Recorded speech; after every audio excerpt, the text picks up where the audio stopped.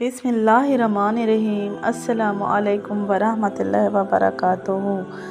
शब बारात क्या है? मोहतरम नाज़रीन, माह शबानुल मुअज़्ज़म में एक रात आती है जो बड़ी फजीलत और बुजुर्गी वाली रात है। जलीलुल क़द्र ताबी हज़रत अतार बिन यसार रहमतुल्लाह अलैह फरमाते हैं कि लैलतुल क़द्र के बाद शबान की 15वीं शब से ज़्यादा कोई रात अफजल नहीं। इस रात के कई नाम हैं। लैलतुल मुबारका यानी बरकतों वाली रात, यानी अल्लाह ताला की रहमत खासा के नज़ूल की रात। दस्तावेज़ वाली रात, दोज़ख से छुटकारा मिलने और बरी होने की रात। इस रात में रहमत खुदाबंदी के तुफ़ैल बेशुमार इंसान दोज़ख से नजात पाते हैं, इसीलिए इस रात को शब बारात कहते हैं। ये शबान की 15वीं शब होती है। अहदीस मुबारका में इस शब की बड़ी फजीलत और खसूसियत का ज़िक्र किया गया है।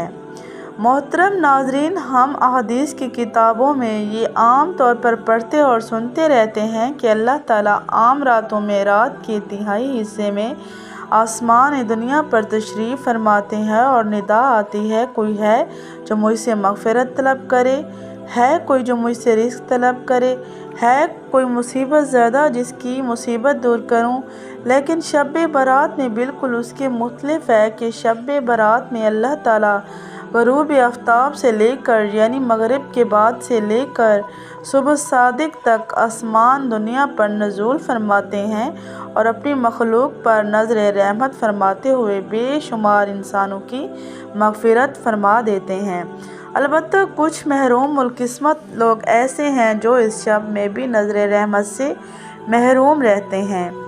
एक हदीस है जिसका मफ़हूम कुछ इस तरह है कि हज़रत आयशा सदीक़ा रज़ी अल्लाह ताला अन्हो नबी करीम सल्लल्लाहु अलैहि वसल्लम से रिवायत फरमाती हैं कि आप सल्लल्लाहु अलैहि वसल्लम ने फरमाया, क्या तुम्हें मालूम है इस रात यानी शबान की 15वीं शब में क्या होता है?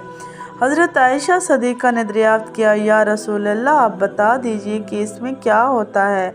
तो आपने फरमाया, इस शब में ये होता है कि इस साल में जितने भी पैदा होने वाले हैं वो सब लिख दिए जाते हैं और जितने इस साल मरने वाले होते हैं वो सब भी इस रात में लिख दिए जाते हैं और इस रात में सब बंदों के अमाल सारे साल के उठाए जाते हैं और इसी रात में लोगों की मुकर्रर रोज़ी उतरती है।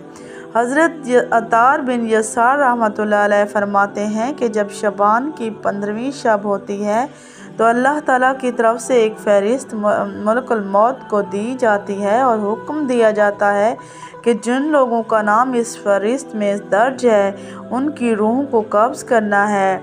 कोई बंदा तो बागों के दरख्त लगा रहा होता है, कोई शादी कर रहा होता है, कोई तामीर में मसरूफ़ होता है, हालांकि इसका नाम मुर्दों की फ़हरिस्त में लिखा जा चुका होता है।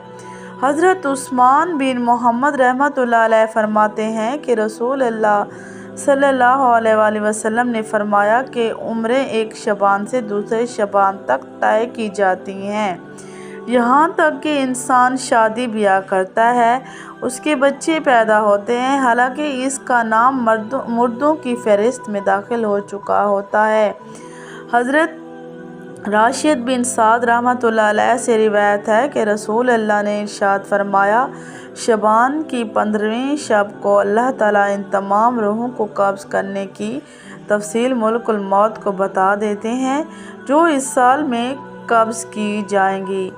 एक हदीस है जिसका मफ़हूम कुछ इस तरह है कि हज़रत अबू हुरैरा रज़ी अल्लाह ताला अन्हु रिवायत करते हैं कि रसूल अल्लाह सल्लल्लाहु अलैहि वसल्लम ने इरशाद फरमाया कि मेरे पास निस्फ़ माह शबान की रात हज़रत जिब्राईल अलैहिस्सलाम तशरीफ़ लाए और अर्ज़ करने लगे, आए अल्लाह के रसूल, आसमान की तरफ अपना सर मुबारक उठाइए। मैंने उनसे दरियाफ़्त किया कि ये कौन सी रात है? उन्होंने कहा, ये वो रात है जिस रात अल्लाह ताला रहमत के 300 दरवाज़े खोल देता है और हर उस शख्स को बख्श देता है जिसने इसके साथ किसी को अपना शरीक नहीं ठहराया, बशर्त ये कि वो जादूगर ना हो, सूदखोर ना हो, जानी ना हो, शराब का आदी ना हो। इन लोगों की अल्लाह ताला उस वक्त तक बख्शिश नहीं फरमाता जब तक कि वो तौबा ना कर लें। جب رات کا چوتھائی حصہ گزر گیا تو جبرائیل علیہ السلام پھر تشریف لائے اور کہا یا رسول اللہ اپنا سر مبارک اٹھائیے۔ آپ نے ایسا ہی کیا۔ آپ نے دیکھا جنت کے دروازے کھلے ہیں اور پہلے دروازے پر ایک فرشتہ پکار رہا ہے، خوشی ہو اس شخص کے لیے جس نے رات کو رکوع کیا، اور دوسرے دروازے پر ایک فرشتہ ندا دیتا ہے کہ خوشی ہو اس کے لیے جس نے اس رات میں سجدہ کیا۔ تیسرے دروازے پر ایک فرشتہ ندا دے رہا تھا، خوشی ہو اس کے لیے جس نے اس رات دعا کی۔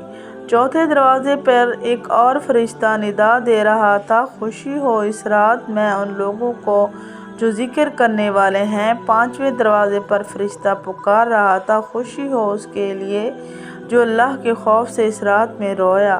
چھٹے دروازے پر فرشتہ پکار رہا تھا، اس رات کے تمام مسلمانوں کو خوشی ہو۔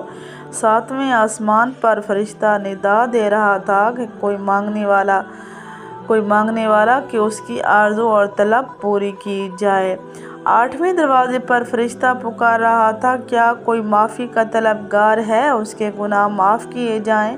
رسول اللہ صلی اللہ علیہ وآلہ وسلم نے حضرت جبرائیل علیہ السلام سے پوچھا کہ یہ دروازے کب تک کھلے رہیں گے؟ جبرائیل علیہ السلام بولے کہ اول شب سے طلوع فجر تک۔ مزید کہنے لگے کہ اس رات میں دوزخ سے رہائی پانے والی جماعت کی تعداد بنی کلب کی بکریوں کے بالوں کے برابر ہوگی۔